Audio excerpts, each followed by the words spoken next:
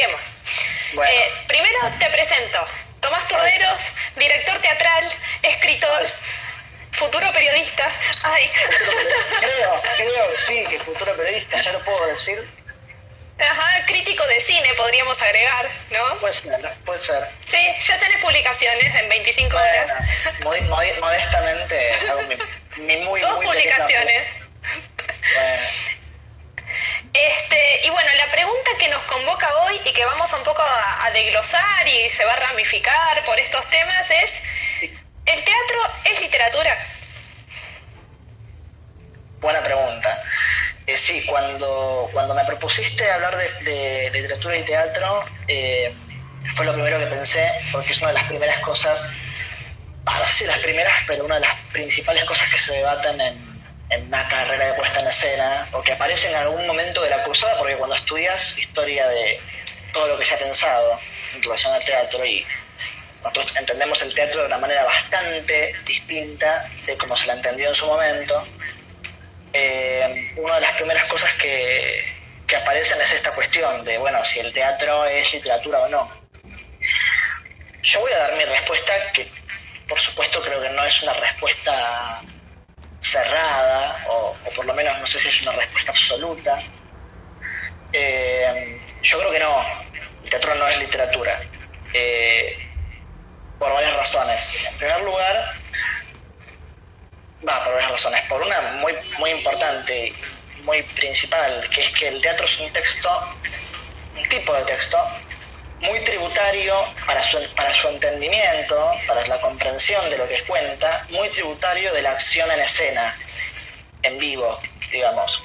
Se me dirá, bueno, pero, qué sé yo, una novela también es muy tributaria de cómo se la entienda, de cómo se la lea y de cuándo se la lea. Sí, pero siempre estamos hablando de leer en tu casa o en donde quieras, y es una actividad íntima, muy personal, de elaboración personal muy grande, que uno hace entre un texto y uno, y por supuesto ese texto se resignifica con los cambios de época, con los cambios de persona, imagínate, o con los distintos marcos teóricos con los cuales se lo lea. Pero un texto teatral, hasta que vos no tomás todo el tiempo en cuenta que eso está escrito para que en algún momento se represente, que esa representación complete el sentido del texto, hay una dimensión de ese texto. Tampoco estoy diciendo que no se vaya a entender, porque ahora voy sobre eso, pero hay una dimensión de ese texto que no se termina de traducir. Y te voy a contar una cosa.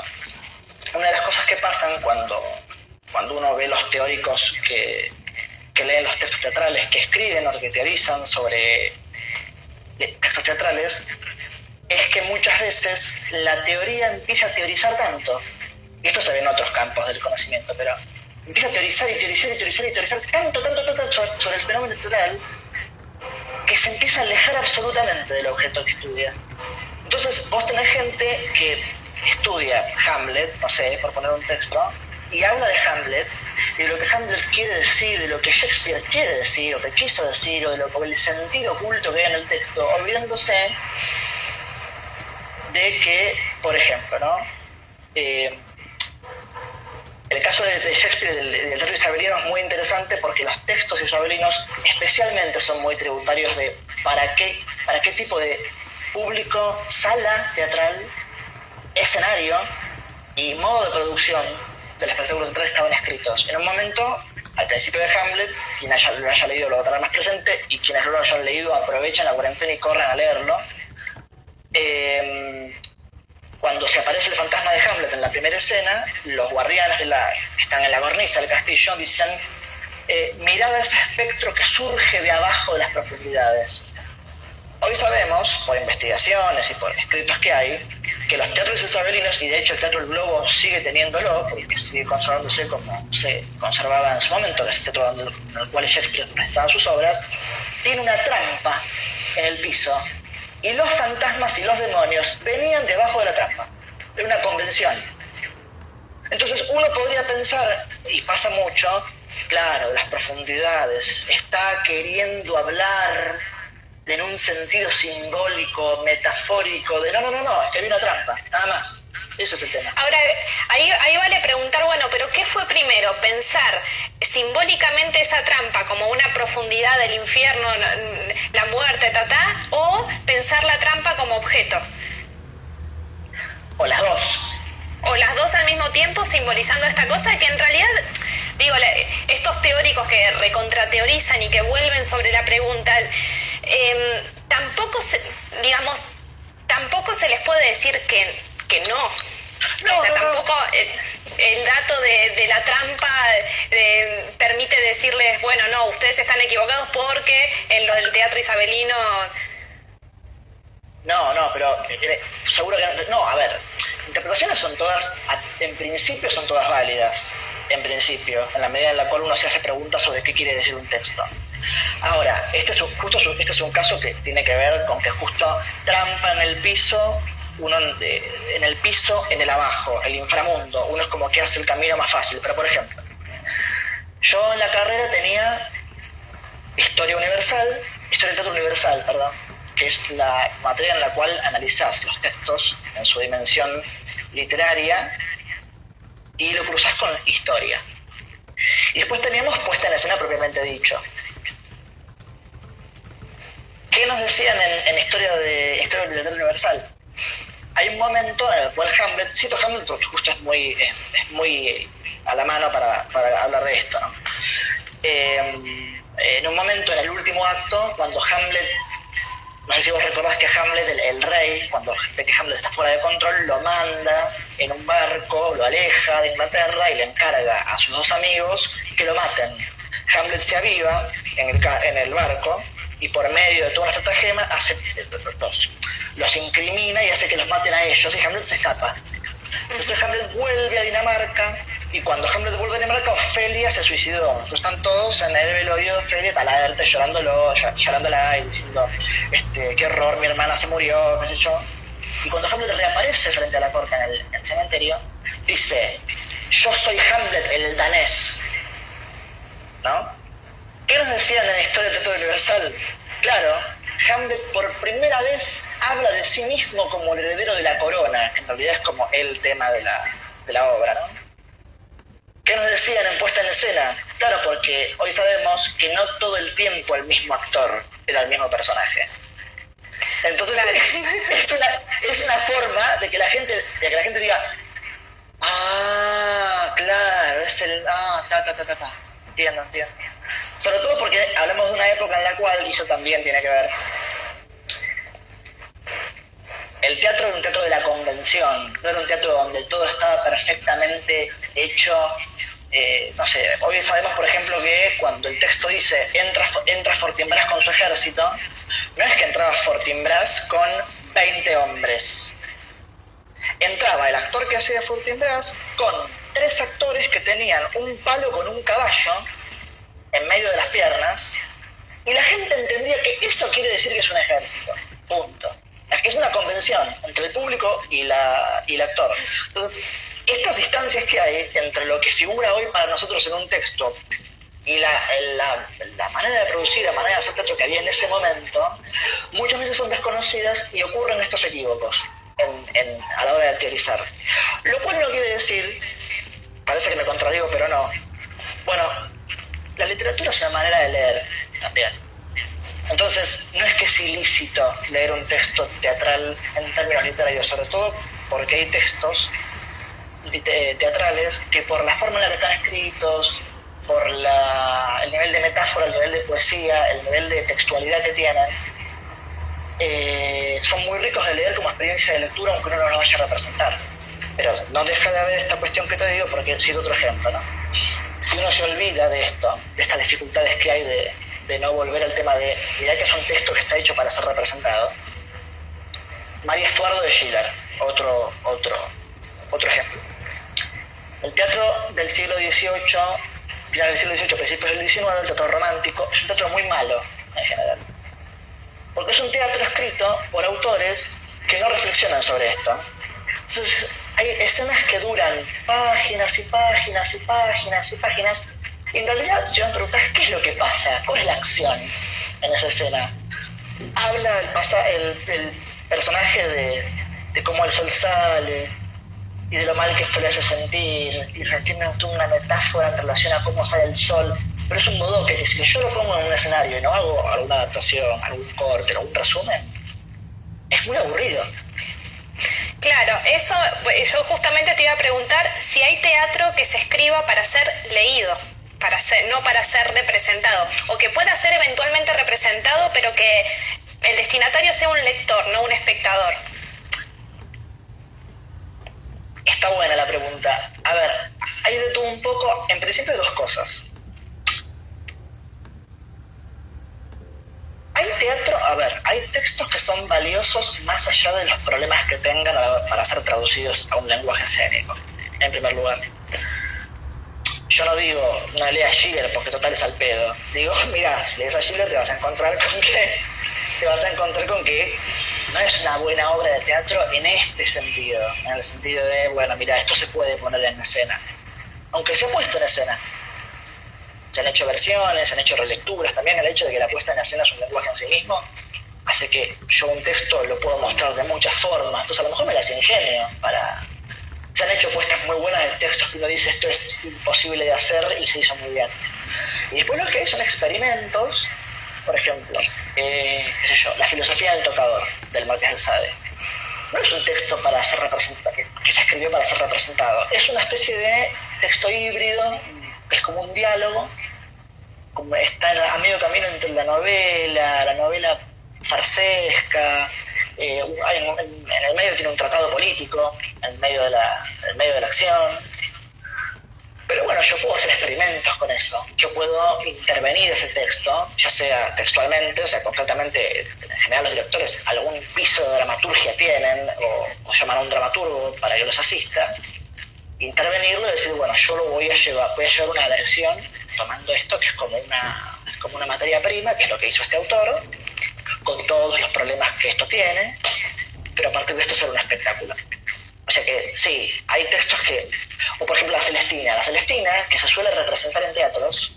En el San Martín, por ejemplo, hubo varias puestas, entre ellas en el 2000 y pico se hizo una que era Elena Tassista, La Celestina, que la dirigió Jorge Marsal. Y en España, bueno, se hiperhace porque Fernando de Rojas es como un autor muy, muy celebrado de la tradición española, pero es una novela, en realidad. Y de hecho, bueno, se suele decir que hay como, yendo al Quijote, ¿no? Que esta cosa que se dice, muchas veces se dice que el Quijote es la primera novela, y en realidad es muy discutible, porque por ejemplo La Celestina es anterior. Digo, es como raro. Y se representa La Celestina. Se la adapta, se la reescribe en una versión nueva, pero se la representa. Con lo cual sí, el hecho de que un texto no haya sido escrito necesariamente para una puesta no es la palabra final. Sí es algo que se debería considerar para representarlo y también para leerlo. ¿Y cómo es llevar textos como cuentos, como novelas, otro tipo de, digamos, de escritos que no fueron pensados para teatro, pero que de hecho se hacen adaptaciones y se llevan a teatro? ¿Cómo son las decisiones de estilo que tienen que tomar en ese caso los escritores, los que guionan un guión para ser representado en escena, ¿no? Te lo pregunto porque vos hiciste tus propias obras de teatro, porque escribiste tus obras y, digamos, ¿cuáles son las principales preguntas o problemas que tenés que enfrentar al momento de ponerte a escribir una adaptación? Está buena la pregunta. En mi experiencia personal, yo, digamos, intervine textos, también escribí textos propios poco, pero lo hice.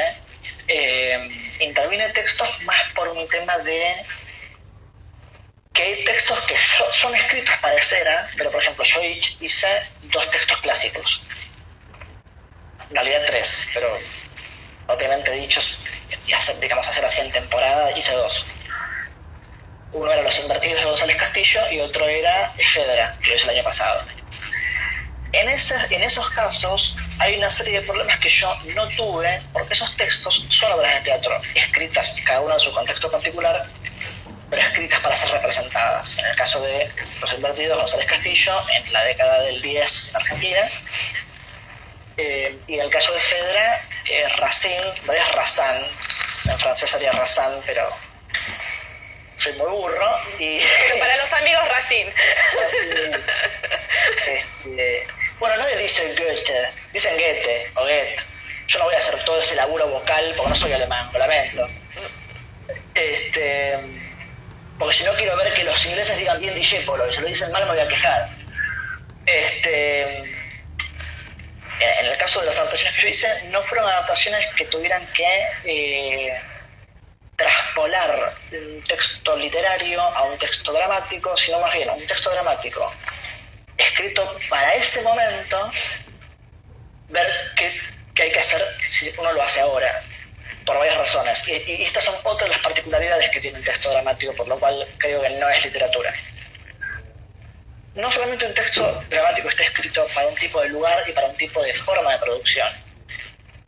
Está escrito para un tipo de espectador. No es menor. Si uno piensa en cómo era el texto, cómo era el teatro griego, o cómo era el teatro isabelino, o cómo era el teatro en la década del 10, o cómo era el teatro en la época de los reyes franceses del antiguo régimen, yo puedo pensar en la persona que está recibiendo toda esa información de muy variadas maneras, pero son todas muy diferentes a las de ahora. Ejemplo, cuando yo empecé a hacer la versión de Fedra, yo quería, y esto es un posicionamiento estético, probablemente ideológico, también mío, personal, no me interesa hacer versiones cultas de un clásico, me interesa que la versión se entienda, en todo caso que haya niveles o que haya capas a las cuales quien entiende mucho accede muy rápido a la capa más alta, y quien no tiene ninguna necesidad de entender, porque no tengo ganas de pedirle el carnet para que venga a ver una obra mía, accede y le pase bárbaro, y entienda que eso estuvo bien, que entendió, que la acción se entendió, y que hay una comprensión global de todo que accedió a eso.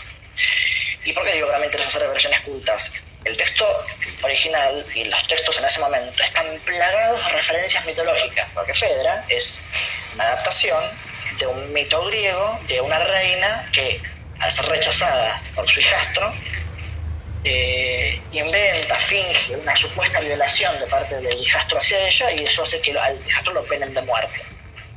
Pero en medio de toda esa premisa y de toda esa acción, hay personajes que citan a Neptuno, Júpiter, que para metaforizar, para poder explicarse o para explicar lo que les pasa, dicen... Mira, bueno, me acuerdo ahora de Hamlet, siempre Hamlet, cuando él habla sobre la tristeza que le produce la muerte de su padre, la ausencia de su padre, y la rabia que le produce que la madre, a los pocos días de que el padre muere, se case con el tío, con Claudio. Él habla de su tío muy rabia, podemos suponer que él siempre estuvo furioso con el tío. Y dice, comparar a mi padre con este nuevo rey es como comparar a un sátiro con Hiperión. Una persona... Claro, te falta el contexto, tenés que saber quién hace referencia con Hiperión, tenés que... para reconstruir el sentido. Exacto. Y eso es una decisión. Uno puede decir, yo quiero reconstruir el sentido original, o uno puede decir, a mí no me interesa reconstruir el sentido original. Yo lo que quiero es que quede claro algo que está ahora, que está allá. Tuve que sacar un montón de info de esas. Dejé alguna cosa igualmente. Igual de por sí hay un piso de referencia ineludible del cual todo el mundo tiene que volver, que es, bueno, es una monarquía en una ciudad antigua, en un mundo muy diferente al que me tocó vivir a mí, con gente que además pertenece a la casta mayor de ese mundo, con lo cual toman las decisiones más importantes de esa sociedad, son los que rigen esa sociedad, son todos los problemas que tienen esas personas. Está tan lejos eso de por sí. Una persona que ve Juego de Tronos de por sí tiene que entender que es un mundo que dialoga con la estética medieval, por ejemplo, y que es un tipo de mundo muy anterior al mundo que no le toca vivir. Pre-revolución industrial, pre-democracia, pre-constitución, pre-derechos del ciudadano, pre-todo. Entonces, claro, para poder reconstruir eso, por lo menos a eso tengo que poder abocarme, a decir, bueno, pienso en esta referencia. Imagínate si encima de todo eso tiene textos de ese momento, conceptos muy claves que se hablaban en ese momento que uno desconoce. Si si uno no tiene toda esa información, acceder directamente a ese texto, si uno no hace algún tipo de adaptación, algún tipo de trabajo, es muy difícil. Con lo cual, en mi caso particular, cuando tuve que sentarme a intervenir un texto, tuvo más que ver con eso mi intervención. Ahora, ¿cómo es agarrar un texto que no fue pensado para...? Pero en el caso, por ejemplo, del monólogo que hiciste con Flor Calvo, que era un cuento. Sí. ¿Y ahí qué pasa? ¿Cómo se lleva escena un cuento? Bueno, en primer lugar, ahí lo tuve un poco fácil porque era un cuento que era una voz. Normalmente cuando los cuentos o los textos son voces en primera persona, ¿no? Ahí en todo caso hay cosas más técnicas, es más pragmático el laburo que hay que hacer. Hay que decir, bueno, mira, si este texto dura o tiene 60 páginas, va a ser difícil que pueda llevar las 60 páginas como están.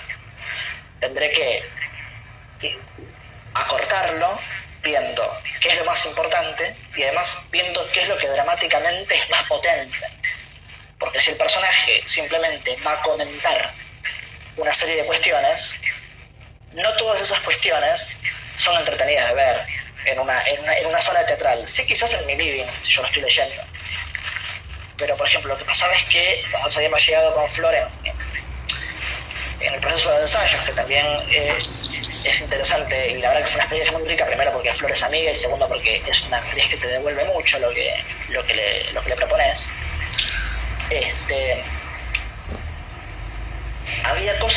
Había momentos, había frases, había párrafos que llevaban a una acción.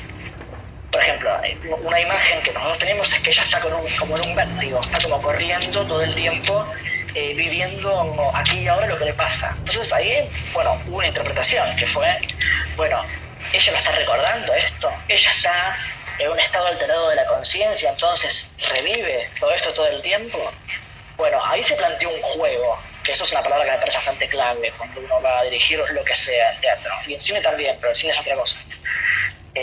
Si lo que está en el texto puede ser homologado por un juego escénico, por mí queda. Ahora, si había un montón de frases, por ejemplo, que eran el personaje,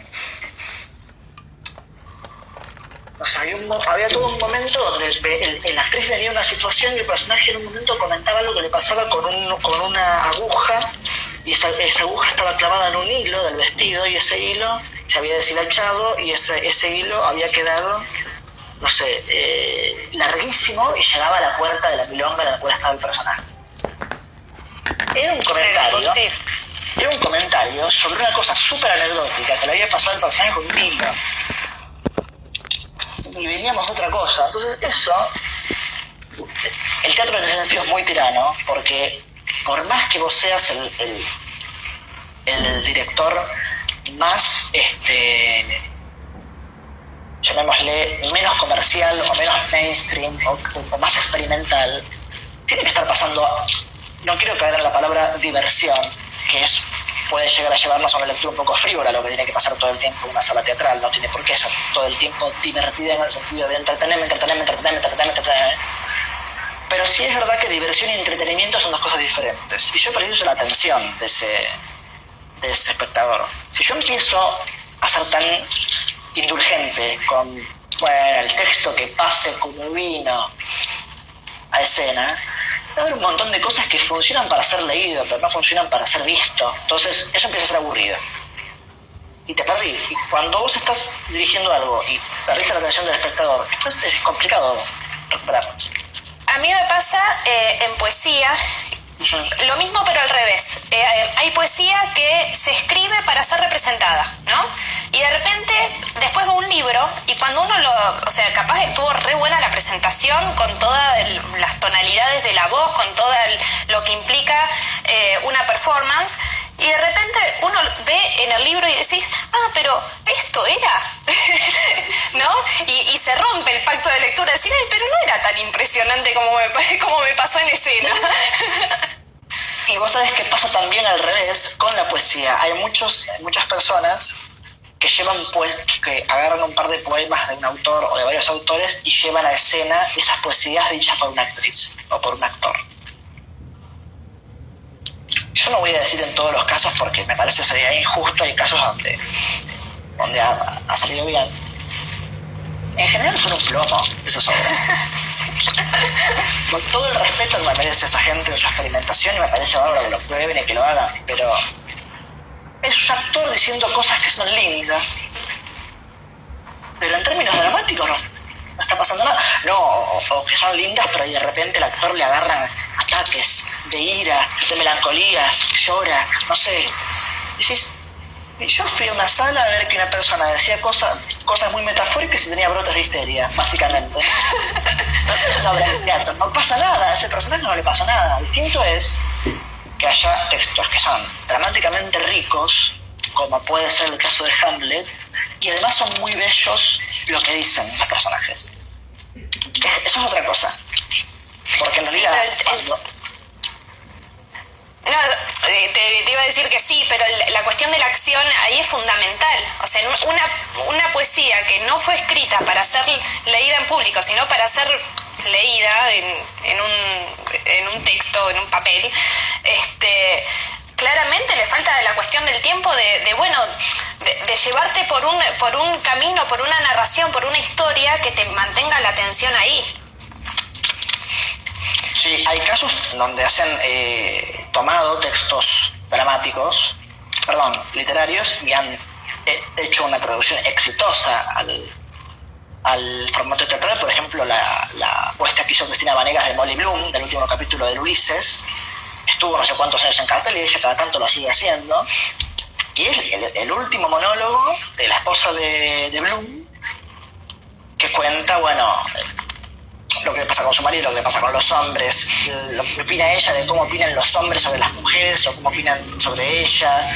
No se burla de poco, dice, estos que son los fuertes pero tienen una gripe, están en la cama doblados esperando que la mujer los atienda, estos son los fuertes, no sé, dice una serie de cosas, y se sostenía. Era ella en una locución permanente hablando de un montón de cosas que le parecían, y había algo de eso que era interesante de ver dramáticamente. Supongo que porque aparecen algunas tensiones. ¿A quién le habla? Esta persona, en el libro, ella se supone que ella se despierta en la cama, y esto que ella dice es todo lo que le pasa en la cabeza mientras duerme al lado del marido. ¿Entendés? Se despierta, lo mira y se pone a pensar en todas estas cosas, y es como una especie de flujo de la conciencia, y se sostenía un montón. Hay casos exitosos. Lo que me parece es que a veces se cree que todo puede ser pasado al teatro y a la escena sin ningún tipo de trabajo previo. No creo que sea así. ¿Y qué pasa? ¿Qué cambios ha tenido la escritura dramática, la escritura de textos para ser llevados a escena a lo largo del tiempo? Porque pienso, hoy en día vemos muchas propuestas escénicas que son un poco raras, ¿no? O sea, que de repente juegan y meten cosas o tienen esas escenografías súper minimalistas, o son unipersonales y una sola persona te hace los 8.000 personajes. Hay un montón de propuestas distintas. Ahora, la estructura dramática o la estructura del texto, ¿acompañó estos cambios o sigue siendo medio la misma? No, ahí es abismal. Un poco porque cambió el espectador y la forma de producción, que eso tuvo mucho que ver, pero también un poco porque cambió los autores, cambiaron las maneras de pensar qué quiere decir escribir teatro o qué quiere decir escribir en primer lugar. Me parece que el cambio más uno podría... Por supuesto que cambió mucho de Grecia a Roma, de Roma a la Inglaterra de Sabrina, de Inglaterra a Francia del antiguo régimen, de la Francia del antiguo régimen en adelante. Me parece que lo más abrupto que hubo fue el realismo. Creo que como escuela fue lo que más rompió. O sea, uno ya no ve más en textos escritos ahora estos largos monólogos que hacen los personajes, que son largos monólogos donde cuentan todo lo que les pasa a la audiencia. Eso fue reemplazado por el diálogo, porque uno en la vida real, es muy interesante. Hay un libro muy bueno que se llama una serie de palabras: realismo, estética, doctrina, mito o ideología, no recuerdo, una cosa así, que compendia varios ensayos de Brecht, Barthes, Adorno, Horkheimer, una serie de teóricos relacionados. ¿Qué quiere decir la categoría realista o realismo? Dado que realismo tiene que ver con apela a la realidad. Bueno, la realidad es un problema filosófico. Habría que primero definir qué es realidad y después decir qué quiere decir que la ética se refiere a lo real. Bueno, es un quilombo. Pero básicamente, si uno piensa que el realismo básicamente hay que empezar a escribir como es la gente en la vida.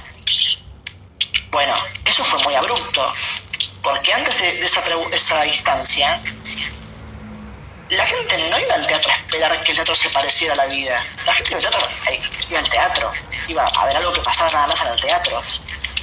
Yo me acuerdo cuando Elena Tassisto hizo Bernarda Alba en San Martín.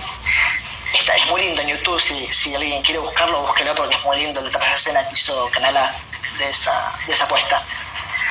Ella hacía de Bernarda y ella decía una cosa muy linda que era: me pasa que cuando me bajo del escenario, la vida me cuesta un poco, porque después de decir estos textos tan increíbles, tan llenos de metáfora y llenos de poesía y llenos de estos conflictos, encima hace una tragedia de Lorca que es increíble. Las tragedias tienen esto que es como el individuo contra el mundo, contra la naturaleza, contra el destino, son como conflictos gigantescos. La gente se le antoja un poco, esto es una palabra mía, un poco boluda, ¿no? Es como, claro, como que después de... ¿Cómo vas a comprar al kiosco después de eso? Todo te parece banal. Como que todo el mundo es como que habla de cosas tan... Yo vengo de hablar de la muerte, del poder, de la vida, del amor. No sabéis, boluda, qué bronca tengo, que me acabo de comprar esto y no me anda. Como tan mínimo que decís, me cuesta un poco vivir después de haber transitado tantas cosas en la escena. Bueno, eso tiene que ver un poco. Los textos antes eran así, y ahora de pronto Casa de Muñecas, que es como la obra realista por definición, por antonomasia. Bueno, de pronto una escena costumbrista de un hogar, no es menor, ¿no? De un hogar de clase media, que es el interior de la casa. Pensamos que aparte ahora nace la luz eléctrica, y la luz eléctrica condicionó enormemente las puestas y la escritura. Se puede iluminar el interior por primera vez. Parece una estupidez, pero no es una estupidez. Por primera vez el living de una casa de clase media puede ser escena de algo. Y por primera vez interesa hablar de cómo la gente que yo conozco, la gente que tengo al lado mío, es sujeto de ser una obra, ¿no? Esta mujer, Nora, que básicamente tiene un conflicto, que es que ella no se siente reconocida por su marido. No tiene un conflicto que hay una peste en la ciudad, o que viene el ejército. La maldijo un dios. Sí. Claro. Básicamente dice, mira, yo siento que yo hago un montón de cosas, pero mi marido, no sé, me trata como si fuera una idiota, ¿viste? Como que, ¿entendés? Bueno, por primera vez eso cambia, y no hay monólogos, no hay largas tiradas poéticas. Sí, por supuesto, hay que entender que esto no es que un día la gente se levantó y dijo, vamos a hacer realismo. Esto fue un proceso histórico que fue muy de a poco y que fue una transición muy, muy lenta. Hay algunos intertextos con el romanticismo, algunos recursos, pero en general uno de los cambios más grandes fue Las escenas son dialogadas, no hay soliloquios, no hay monólogos, el personaje si está solo no habla, o dice alguna cosa muy mínima, pero hay una cosa mucho más fuerte de que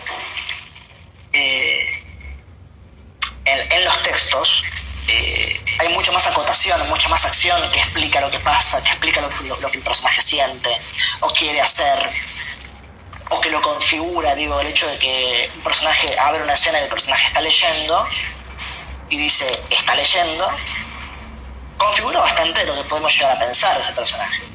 Es una persona que tiene un hábito de lectura, que debe ser curioso, que le debe interesar esta cosita la otra. A lo mejor si esa escena era en Grecia, el personaje aparecía y decía, oh, qué maravillosa bendición de la diosa Minerva y las musas que me confiere este gran gozo porque estoy leyendo, ¿entendés? Es una cosa así. En cambio, acá no, acá es mucho menos. también hace que la escritura tenga otro, no hablo en términos cuantitativos, hablo en términos cualitativos, otra complejidad. Y que la escritura tenga otra complejidad. Sí, la manera de escribir muchísimo, y sí, suponemos que puede seguir cambiando. Ahora, lo que yo observo en general en las obras más modernas es que cada vez hay menos acotación. Porque también hubo algo que pasó del siglo XIX para adelante, que es que se le llamó la dictadura de los directores, en el sentido de que antes, en la Grecia antigua, en el antiguo régimen, o en el isabelino, no existía conceptualmente la idea de director. Generalmente el director era o el jefe de una compañía de actores o el propio autor, y dirigir no era lo que soy. Dirigir estaba más cerca de parate acá, decirlo así, la voz más fuerte. No había un grupo de personas, básicamente hoy día es esto, dirigir una obra, un grupo de personas que se reúnen y dicen, bueno, a ver, Casa de Muñecas, ¿por qué Casa de Muñecas hoy? ¿Qué pasa con Casa de Muñecas? ¿No? Es como, eso no está. O no sé, que no, la actriz que hace de Nora diga, yo entiendo, todos me digas esto, pero yo Nora no la veo tan ingenua. Esto no pasaba. Nora es ingenua porque Nora es la dama de la obra, y como la dama de la obra es graciosa, virtuosa, y esto cómo se hace. Se hace con una voz clara, tiene que poner la mano acá porque esto denota que está desesperada, ese tipo de cosas. No había una pregunta sobre, bueno, ¿cómo hacemos esta obra hoy? ¿Cuál va a ser el posicionamiento que tengamos sobre esta obra, estético, ideológico, o el que sea? Porque no se pensaba que la puesta en escena era un arte en sí misma. Se pensaba que era traducir lo que estaba escrito a que sea hecho. Y que sea hecho en base a muy pocas cosas que se pensaba. Como que dio un pasito también de la mano de la crítica, ¿no? Un poco, sí. O sea, se adelantó un poco eso. Bueno, a ver, empecemos a pensar esto también en nuestro contexto, en qué queremos decir, de qué manera. Y te quiero preguntar, así como bueno, podemos pensar que el teatro no es literatura porque es un texto que fue pensado para montarse en una escena, en un determinado momento, ante un determinado público que tiene determinadas características. ¿Qué pasa con el teatro ahora, con la cuarentena? Hay muchos videos que se están abriendo, incluso que se difunden, y que uno lo puede ver en la tele, en la tablet, en la compu. ¿Qué pasa con eso que es una escena montada en un determinado momento ante un determinado público con determinado clima incluso, y que ahora lo puede ver cualquiera desde cualquier pantalla? ¿Sigue siendo teatro eso?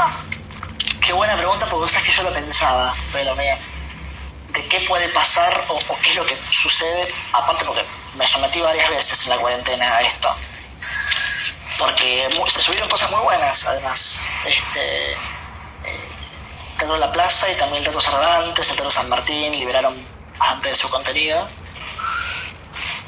A ver, en principio es teatro porque sé que eso que la gente que está haciendo en esa escena que se filmó, sé que es teatro porque es teatro, digo, eso se hizo, incluso yo puedo buscar en internet la ficha técnica de cuando se hizo y quiénes son los actores, quién la dirigió, puedo incluso acceder a algún backstage de cómo se dirigió. O sea, teatro sería esa imagen que aparece en mi video, es teatro.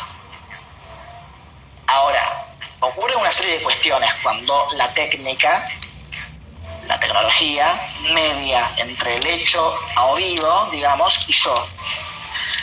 Para empezar, una cámara no es un espectador. Eso debería ser como una primera cosa que uno puede percibir. ¿Qué quiere decir esto? Que por otro lado me encanta que se haga y me encanta que lo podamos hacer, Simplemente estoy haciéndome algunas preguntas en relación de qué ocurre cuando eso sucede. Me parece bienvenido sea que lo podamos ver y que se pueda conservar además. En principio, la escena es la escena teatral tiene una multiplicidad de miradas que la están observando desde muy distintos puntos de vista en una sala. Eso ya configura una primera manera de percibirlo. Digo, lo que yo miro en fila 1 No es lo mismo que mire la persona en fila 20, lateral derecho, que lo que mire la persona que está en la fila 40, que lo que mira fulano de tal. Y si a eso le asumimos que...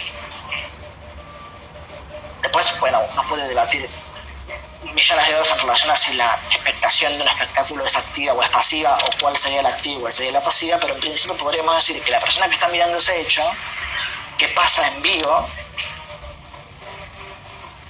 no lo mira de manera transparente, porque es una gran discusión si una imagen es transparente o no. Digo, yo voy a una sala, me siento con todo mi bagaje, con todo lo que me pasó en la vida, con todas mis lecturas, me siento y miro. Y bueno, eso que miro no es exactamente lo que queda en mi cabeza. Eso entra en mis ojos y en mi cabeza pasan una serie de cosas, como si mi cabeza fuera una imprenta. Si a eso le sumas que hay un punto de vista que media entre el hecho y yo, y la manera de relacionarse con el fenómeno no es igual, porque ahí tenés un punto de vista de la cámara sobre lo que miro, no 1.000 millones de puntos de vista al mismo tiempo, que además están en vivo y reaccionan en cadena en vivo. Se ríen, se sorprenden, se llevan la mano a la boca. Uno, aunque no lo escuche, vos te das cuenta que la gente hace sonidos, está ahí como expectante, y eso no aparece en la sala de estar de uno. Otra de las cosas que pasan, de hecho me pasó el otro día, es que cuando uno está en una sala de teatro y es el juego, y es muy lindo que siga existiendo, bueno, uno ya está en la sala, así que callate y hasta que no termine la obra no te levantás y bueno, que sea lo que Dios quiera. La verdad es que de 10 obras que vi, en 5 me pasó, no, yo esto es un plomo, aparte me parece que está pésimamente mal hecha, yo pongo pausa y me voy a traer otra cosa. Bueno, eso codifica una manera de leer. El hecho de que uno pueda suspenderlo en cualquier momento, bueno, está bien, también se me dirá, bueno, pero si no te gusta la obra podés salir de una sala. Sí, pero hay una serie de cosas que pasan en esa salida que no pasan en mi living. Para salir de una sala yo tengo que atravesar un pasillo muy chiquito, molestar a una serie de gente, con lo cual ahí hay un condicionamiento social. Digo, el teatro también es un lugar de reunión social. No tenés una cantidad de costumbres, usos, prácticas sociales, pautas de conducta que operan sobre vos. Puedes llegar a molestar a la gente y eso te puede llegar a importar y a inhibir. Incluso si está apagada la luz, uno se levanta y quiere salir, pero la luz del escenario un poco ilumina a quien se quiere levantar, y la gente que está mirando la escena, con el rabillo del ojo mira que alguien se levantó y se fue. Digo, incluso los actores, ¿no?, que están en escena y que pueden percibir cierto movimiento en la sala, cierta molestia, los actores siempre cuentan que, bueno, que perciben, a ver, el ánimo, el humor que tiene su público. O, bueno, mira, esto gustó, voy a ir por acá. Aunque tengas un guión, aunque no sea improvisación, pero si vos te das cuenta de que acá te tengo, no, uno va por ahí. No, si no, hay funciones y funciones, pero la percepción del actor opera en vivo y en directo. Y otra de las cosas que pasa es que recomiendo mucho, acá lo tengo porque me parece que es muy lindo de leer, no sé si se lee bien, Contra la interpretación de Susan Sontag, y sí, otro libro de ella que es Estilos radicales, donde hay varias de estas cuestiones. Ella tiene un ensayo muy lindo que recomiendo mucho, que se llama Cine y Teatro. Hay algo que dice que me parece que es totalmente cierto, que es que el teatro es un fenómeno, el cine es una cosa. El cine es... ¿Qué sería esto? Bytes, a grandes rasgos, es un archivo. Bueno, igual el cine, si uno lo piensa como experiencia, es mucho más que, digamos, que la proyección de una película en una pantalla, sí, ¿no? Porque sí, no es lo mismo tener la experiencia de ver una película en el living de mi casa, que yo la corto, que yo voy al baño, vuelvo, cocino, llaman por teléfono, atiendo, que estar en la experiencia de cine al lado de gente que también reacciona, se ríe en momentos que, bueno, que puedo compartir o no, y eso... cambia el humor, y eso invita también a otro tipo de experiencia, que es la crítica de cine después de la función, ¿no? Sí, sin dudas, y aparte de otra cosa, que es que en principio uno podría decir que en la sala de cine la experiencia empezó antes. Empezó en el living de mi casa, que yo vi que daba una película cerca de mi casa y dije, ay, ¿por qué no vamos a ver otra película? Le digo a mi pareja. Entonces, me baño, me perfumo, me pongo lindo, salgo de mi casa caminando o en subte. Que en teatro también, ¿no? También, digo, hay toda una preparación de una ceremonia, sin dudas. Lo que pasa es que en el caso del teatro, del cine, el cine es una cosa que ya fue hecha. Y yo estoy viendo el resultado de eso que se hizo. El teatro es una cosa que está haciendo.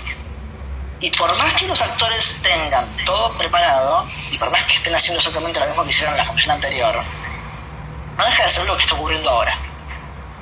Que en el mismo momento en el cual se ejecuta es en el que se percibe.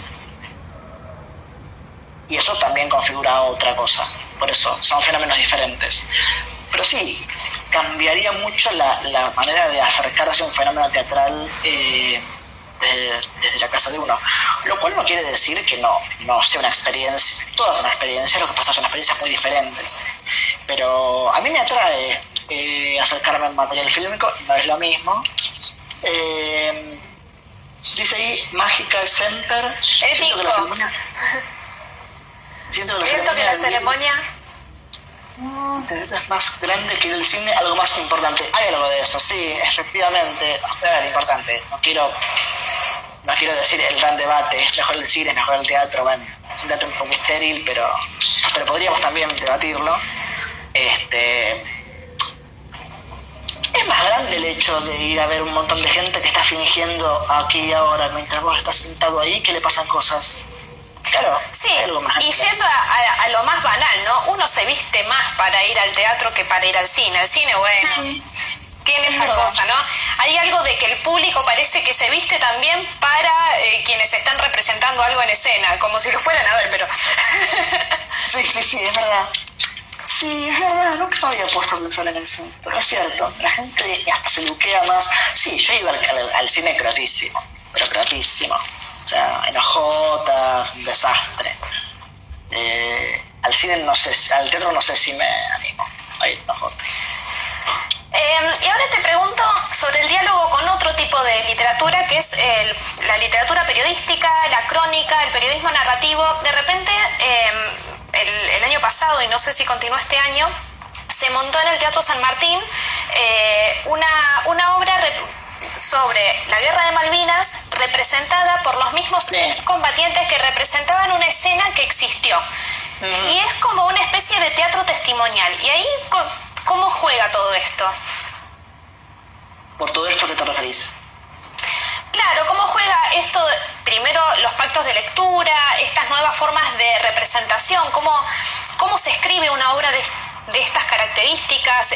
¿Tiene las mismas, las mismas formas que una obra tradicional, digamos, ficcional? Bueno, si vos te referís a Campo Minado, la obra fue Campo Minado. Sí, Campo Minado, ahí está. De Lola Arias, que además es directora de cine, creo. Mira, en principio no conozco cómo fue el proceso que hicieron ellos, pero te diría que un texto dramático, calculo que no debe haber grandes diferencias en la escritura, pero sí creo que pasa algo homólogo de como cuando viste, no sé, ves una película muy impresionante y te dicen, basada en una historia real. ¿En serio? Viste, es como que decís, de verdad. Ahora, por ejemplo, está todo el mundo loco y véanla porque es muy importante que esta serie se vea poco ortodoxa. Sí, la mencionó mucho. Sí, que cuenta el drama de una mujer judía en una comunidad de judíos hasídicos y cómo tiene que escapar de la opresión. Es impresionante y es muy terrible, pero muy esperanzadora. Saber que todo eso le sucedió a una mujer, de alguna manera uno como que toma una especie de responsabilidad en mirarlo. Es raro lo que ocurre, pero sí, es una pauta más, condiciona la manera de leer. Estoy asistiendo a algo que fue un testimonio de una cosa que ocurrió realmente. Después uno podría pensar, alguna vez me pasó que charlé con alguien, bueno, ¿y eso qué tiene que ver? ¿Por qué es más importante algo que pasó que algo que no pasó? No, en términos de asistir a un texto. Bueno, supongo que un texto basado, cuando digo texto me refiero, puede ser teatro, puede ser cine, puede ser lo que sea. Supongo que no tendría a priori que parecernos mejor algo hecho basado en un estudio real que no. Pero sí es cierto que cuando uno asiste a algo que ocurrió, uno se hace más preguntas en relación a cómo condiciona eso, cómo condiciona saber que eso en la historia estuvo escrito efectivamente y que puede ser demostrado, su configuración en relación a la realidad. Como uno, ¿qué pienso ahora de tal cuestión? Sería como la... Está bien, se me dirá, también un texto ficcional puede hacerlo, sí. Pero me parece que la ficción siempre instala un distanciamiento, una distancia entre el hecho y uno, que habilita ciertos fenómenos, como por ejemplo, que yo pueda bancarme algo en la ficción, incluso que yo pueda adorar un personaje que es despreciable, ficcionalmente, por otras razones, no avalar su accionar, pero enamorarme igual. Cuando eso está basado en una historia real, me parece que a uno le cuesta más enfocarse solamente en el hecho estético. Es como que pelean por relevancia el hecho real con el hecho ficcional, ¿no? Y me parece que un poco opera en esta obra y en todo lo que se escribe, sobre todo porque además, ojo, caso de Campo Minado, que vos mencionás, lo están... Eso es muy interesante, lo representa. Eso es un intertexto más. Y eso es una decisión estética que configura una manera de conectarse con lo que sucede. Los sobrevivientes de una guerra le cuentan la guerra. Claro, incluso desafía el concepto de representación, ¿no? Porque en realidad están dando testimonio y de alguna manera volviendo a vivir ellos mismos esa escena que ya habían vivido. Sí, que no es... Con lo cual también hace que repensemos la noción de testimonio. Entonces, porque entonces, ¿qué quiere decir testimonio? ¿Qué es un testimonio? ¿No? Porque uno podría decir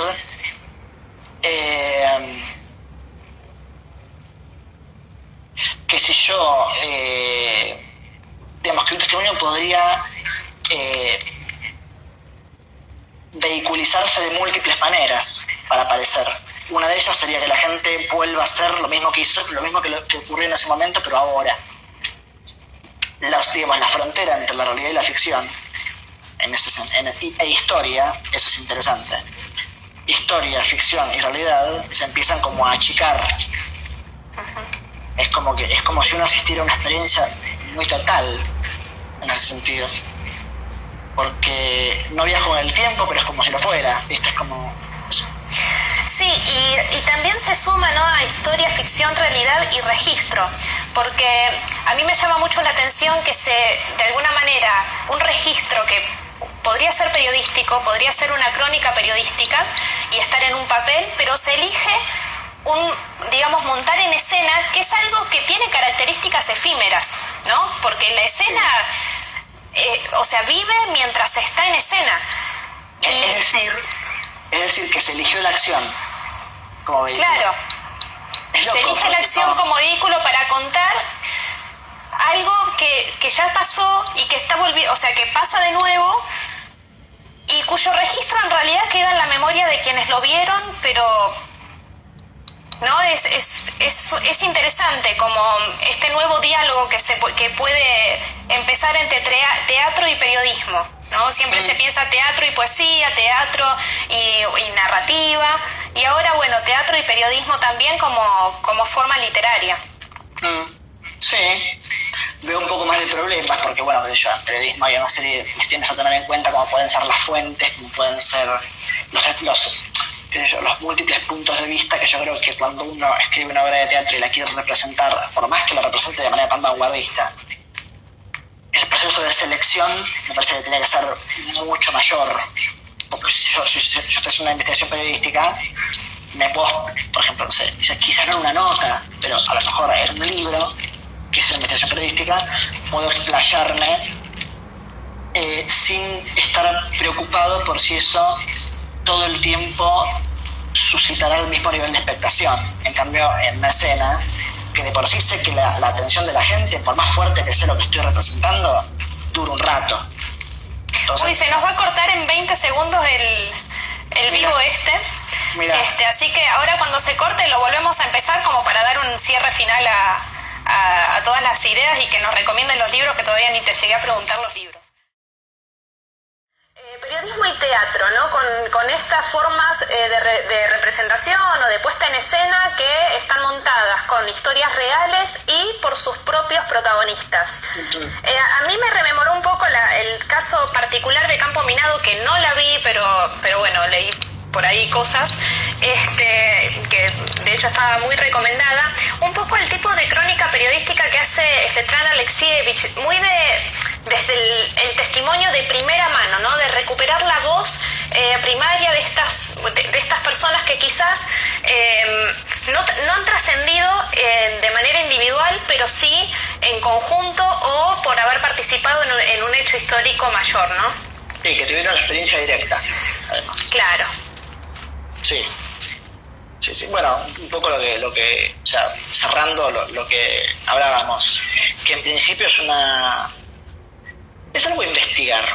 No sé si en el futuro esto va a ser una nueva forma o no, pero es un buen experimento. Y quizás, sí. En su momento hubo una cosa parecida, porque no es exactamente esto, con hacían los biodramas en el San Martín. Por ejemplo, Muscari hizo una obra que se llamaba, creo que Fetiche, que era una biopic que él le escribió a su fisicoculturista, que era, creo que Cristina Musumeci se llamaba, y eran una serie de actrices que todas eran ella, y eran ella en varios momentos de su vida. Entonces, no sé, Hilda Bernard era una, que es una señora grande, había una chica de la trans, había, si no me equivoco, estaba Alejandra Fletchner, no me acuerdo, pero como varias mujeres muy diferentes entre sí, de alguna manera viviendo un momento de la vida de esta persona que tenía en común, que era la personal trainer de Muscari, y Muscari decidió hacer una obra para ella, contando su vida. Muy loco. Bueno, eso fue quizás un antecedente. Igual es Muscari, ¿no?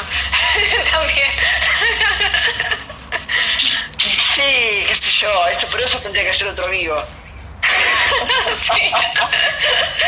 Bien, y ahora, Toto, recomendaciones. Te quiero preguntar, recomendaciones tuyas personales, tanto a nivel teórico para leer sobre estos diálogos, cruces entre teatro y literatura, pero también qué obras de teatro está bueno leer, o sea, que te hayan gustado.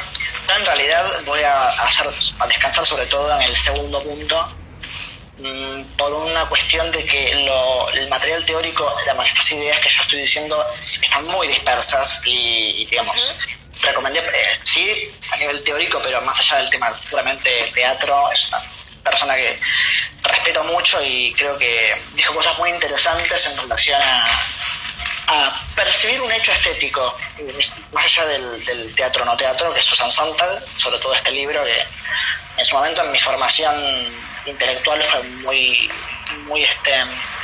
trascendental, que es Contra la interpretación, y también Estilos radicales. El otro libro son libros de ensayos, donde ella habla sobre diversas cuestiones como cine y teatro, la pornografía, ¿no? Hay un ensayo que se llama La imaginación pornográfica, es espectacular, que habla sobre pornografía y sobre el texto pornográfico. Bueno, y los textos... Ya vamos a hacer un vivo hablando de literatura y porno. Sí, lo vamos a hacer. ¿Podemos pautarlo? Por favor, sí, por favor. Es promesa. Porque es un tema que me interesa demasiado, pero demasiado, ¿Qué libro pregunta acá Agus de Caria? ¿Estilos radicales era, no? Estilos radicales y Contra la interpretación. Son 2 libros. Y el ensayo de ella que adoro y recomiendo, que es Notas sobre los camps, donde habla del kitsch, el concepto de kitsch. Bien. Me parece extraordinario. Y después, bueno, 3 autores que recomiendo en teatro, que particularmente me gustan mucho. Tennessee Williams, Un tranvía llamado Deseo. Acá hay 3 obras de él, pero Un tranvía me encanta, es un autor realista de Estados Unidos. Puntualmente Un tranvía es, bueno, la historia entre Blanche y Estela, que son 2 hermanas que vienen de un pasado aristocrático venido a menos, ¿no? Como esas aristocracias del sur de Estados Unidos que terminan viniendo a menos y les queda solamente el apellido. Y bueno, Blanche viaja al nuevo hogar de Stella. Stella se fue con un hombre que se llama Stanley Kowalski, que es un obrero polaco. Y claro, Blanche en un barrio obrero, viniendo de donde viene, ¿no? Todas las cosas que le pasan con el contexto y con Stanley, que la une por un lado una gran hostilidad, pero por el otro una especie de juego sexual rarísimo entre los dos.